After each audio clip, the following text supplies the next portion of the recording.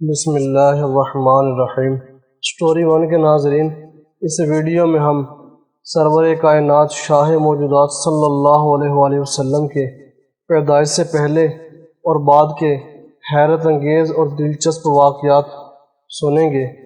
اس میں کوئی شک نہیں کہ مصطفیٰ جان رحمت صلی اللہ علیہ وسلم کا تذکرہ ہمارے لیے رحمتوں کا نزول کا سبب بنتا ہے۔ آپ سے گزارش ہے کہ ویڈیو کو پورا دیکھیں اور چینل کو سبسکرائب کریں، گھنٹی کے بٹن کو دبائیں تاکہ آنے والی ہر ویڈیو کا نوٹیفیکیشن آپ کو سب سے پہلے معلوم ہو، کیونکہ اس کے بعد ہمارا موضوع آپ صلی اللہ علیہ وسلم کے بچپن کے واقعات، جس میں آپ کے سینے کو چیرنا اور بہت سے معجزات کو بیان کیا جائے گا۔ اس کے علاوہ آپ صلی اللہ علیہ وسلم کے جوانی اور نبوت کے بعد کے دلچسپ واقعات اور معجزات کو بیان کیا جائے گا۔ آپ سے گزارش ہے کہ ویڈیو کو پورا دیکھ کر چینل کو سبسکرائب لازمی کریں۔ حضرت کعب بن احبار سے روایت ہے کہ جب اللہ تعالیٰ نے حضرت محمد مصطفیٰ صلی اللہ علیہ وسلم کو پیدا کرنے کا ارادہ کیا تو حضرت جبرائیل علیہ السلام کو حکم دیا کہ وہ ایسی مٹی لائیں جو تمام زمین کا قلب ہو۔ بس حضرت جبرائیل علیہ السلام فردوس اور رفیع اعلیٰ کے فرشتوں کے ساتھ زمین کی طرف اترے، اور جہاں آپ صلی اللہ علیہ وسلم کی قبر انور ہے، اس جگہ سے مٹی کی ایک مٹھی اٹھائی۔ اصل میں اس مٹی کا محل وہ جگہ ہے جہاں کعبۃ اللہ شریف موجود ہے، لیکن جب طوفان نوح آیا تو وہاں سے مٹی مدینہ منورہ آ گئی۔ اس مٹھی بھر مٹی کو تسنیم کے پانی سے گوندھا گیا، پھر اسے جنت کی نہروں میں ڈبو دیا گیا، حتیٰ کہ ایک سفید موتی کی طرح ہو گئی۔ پھر اس کو لے کر عرش و کرسی کے گرد فرشتوں نے طواف کیا، آسمانوں اور زمینوں کے چکر لگائے اور دریاؤں اور سمندروں کے گرد چکر لگائے۔ پس فرشتوں نے اور تمام مخلوقات نے ہمارے آقا و مولا حضرت محمد رسول اللہ صلی اللہ علیہ وآلہ وسلم کو پہچان لیا۔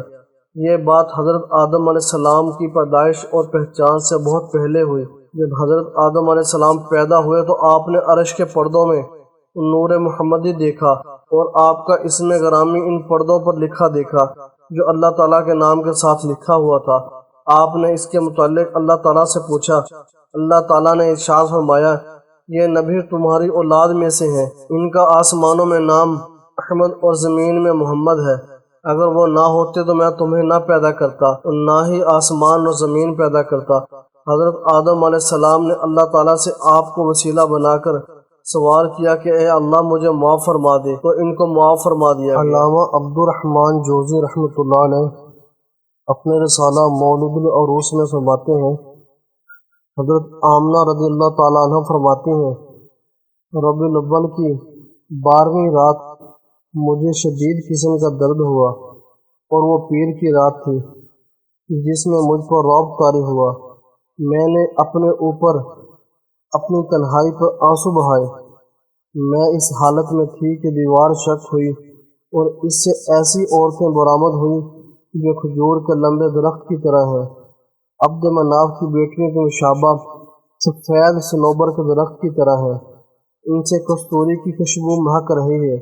انہوں نے صاحب لسانی اور شیریں کلام کے ساتھ مجھے سلام کیا اور کہا خوف و غم نہ کرو۔ میں نے ان کو کہا آپ کون ہو؟ جواباً انہوں نے کہا ہم حوا، آسیہ اور مریم بنت عمران علیہ السلام ہیں۔ پھر ان کے بعد 10 عورتیں اور داخل ہوئیں تو میں نے ان سے کہا آپ کون ہو؟ تو انہوں نے جواب دیا کہ ہم حورین ہیں اور ولادت سید المرسلین صلی اللہ علیہ وسلم کے بعد حاضر ہوئی ہیں۔ حضرت آمنہ رضی اللہ تعالیٰ عنہ فرماتی ہیں کہ درد شدت اختیار کر گیا، باوجود اس کے میں بوجہ تکلیف خون بالکل محسوس نہیں کرتی۔ اللہ تعالیٰ نے میری نگاہ سے حجاب اٹھا دیا۔ میں نے زمین کے مشارق و مغارب کو دیکھا، 3 جھنڈے بھی دیکھے جن کو مشرق و مغرب اور بیت اللہ کی چھت پر نصب کیا گیا۔ فرشتوں کی فوج در فوج کو دیکھا، سبز رنگ کی ٹانگوں والے اور یاقوت جیسی چونچوں والے پرندوں نے فضا کو بھر دیا جو مختلف زبانوں میں تسبیح کر رہے ہیں۔ مجھے پیاس نے غلبہ کیا۔ ایک پرندہ جس کے پاس سفید موتی میں سے پانی کا گھونٹ تھا میرے پاس آیا اور بالکل وہی مجھے دیا تو برف سے زیادہ ٹھنڈا اور شہد سے زیادہ شیریں تھا۔ میں نے پی لیا تو میرا دل فرحہ اور شادہ ہو گیا میں نے اپنے رب کی حمد و ثنا بیان کی۔ راوی کہتا ہے کہ فرشتوں نے بارگاہ خدا بندی میں تسبیح و تکبیر و تحلیل کے ساتھ آواز کو بلند کیا، جنت کے دروازے کھول دیے گئے، تمام جہانوں کے سردار سیدنا محمد صلی اللہ علیہ وسلم کی ولادت کی خوشی کے باعث جہنم کے دروازے بند کر دیے گئے۔ اے کریم اللہ تعالیٰ، آپ کی شفاعت ہمارے بارے میں قبول فرما۔ جب حمل آمنہ مکمل ہوا تو ہر ماہ آسمان میں کوئی منادی کرتا کہ حبیب اللہ صلی اللہ علیہ وسلم کا فلاں فلاں وقت گزر گیا۔ جنت کے دربان رضوان کو حکم دیا گیا کہ وہ جنت کا دروازہ کھول دے۔ اس رات ہر چارپائی نے قریش سے کلام کرتے ہوئے بتایا کہ آج کی رات وہ مبارک رات ہے جس میں جناب محمد مصطفیٰ صلی اللہ علیہ وسلم اپنی والدہ کے شکم میں جلوہ فرما ہو چکے ہیں۔ رب کعبہ کی قسم، آپ دنیا کے امام و اہل دنیا کے چراغ ہیں۔ دنیا کے ہر ایک موجود بادشاہ کا تخت اس رات کو صبح کو الٹا پڑا ہوا دیکھا گیا اور ہر بادشاہ اس دن گونگا ہو گیا، جس کی وجہ سے کوئی بات نہ کر سکا۔ مشرق کے وحشی جانور مغرب کے وحشی جانوروں کی طرف خوشخبری دینے کے لیے دوڑے۔ اسی طرح دریاؤں اور سمندروں میں رہنے والی مخلوق نے بھی ایک دوسرے کو آپ صلی اللہ علیہ وسلم کی آمد کی مبارکباد اور خوشخبری سنائی۔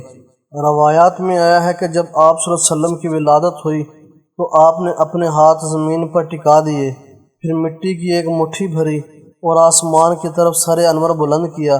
مٹی کا مٹھی بھرنا اس کی طرف اشارہ تھا کہ آپ ہی زمین کے مالک و بادشاہ ہیں، اور آپ اس کی مٹھی کو دشمنان خدا کی طرف پھینکیں گے جس سے وہ شکست کھا جائیں گے۔ پھر غزوہ بدر اور حنین میں ایسا ہی ہوا۔ حضور نبی کریم صلی اللہ علیہ وسلم نے مٹی کی مٹھی بھری، اسے دشمن کی طرف پھینک دیا اور ان میں سے ہر ایک تک وہ مٹی پہنچی اور ان کی آنکھوں میں جا پڑی، جس سے وہ ذلیل و خوار ہو کر شکست خوردہ ہو گئے۔ بوقت ولادت عام پیدا ہونے والوں بچوں کی طرح آپ کو بھی پتھر کی ہانڈی کے نیچے رکھا گیا، جو اس دور کی عادت تھی، تو آپ کی وجہ سے وہ پتھر کی ہانڈی ٹوٹ گئی۔ آپ نے فوراً آنکھ کھولی اور آسمان کی طرف دیکھنا شروع کر دیا۔ آپ اپنا انگوٹھا چوستے تھے تو اس سے دودھ نکلتا تھا۔ سفید بادل آسمان سے نازل ہوا جو آپ کو آپ کی والدہ کی نظروں سے تھوڑے وقت کے لیے دور لے گیا۔ یہودی اور عیسائی علماء کی ایک جماعت نے آپ کی ولادت باسعادت سے قبل شب ولادت کی خبر دی، اور ان تمام نے اس بات پر اتفاق کیا کہ بنی اسرائیل کے ملک کا خاتمہ ہو جائے گا۔ ان میں سے بعض آپ پر ایمان بھی لائے۔ ولادت باسعادت کی رات کسریٰ کا ایوان لرز اٹھا، جس سے زیادہ مضبوط اور کوئی عمارت نہ تھی۔ اس میں دراریں پڑ گئی۔ اس کے 14 کینکرے جو چھوٹے چھوٹے مینار تھے وہ گر پڑے، جو اس طرف اشارہ تھا کہ کسریٰ کے حکمرانوں میں سے 14 آئیں گے۔ پھر تاریخ گواہ ہے کہ حضرت عثمان رضی اللہ تعالیٰ عنہ کے خلافت کے دوران ان میں سے آخری حکمران نے حکومت کی، اور پھر یہ سلسلہ ختم ہو گیا۔ اس رات ایران کی آگ بجھ گئی، جس کے اہل ایران عبادت کیا کرتے تھے، اور اس سے قبل 2000 سال تک وہ آگ نہ بجھی تھی۔ وقت گزرنے کے ساتھ ساتھ آگ زیادہ ہوتی رہی، دن رات متواتر جلتی تھی۔ اس رات کسی ایرانی کے بہت کوشش کرنے کے باوجود اس کا معمولی سا حصہ بھی نہ جل سکا۔ بحیرہ طبریہ خشک ہو گیا، جس میں کشتیاں چلا کرتی تھی۔ شب ولادت میں اس میں قطرہ بھی باقی نہ رہا۔ اس کی جگہ ایک شہر بعد میں تعمیر کیا گیا جس کو ساوا کہتے ہیں۔ ناظرین، اسی طرح کی اچھی اصلاحی اور مستند بیانات اور واقعات کے لیے چینل کو سبسکرائب کریں اور گھنٹی کے بٹن کو آن کریں۔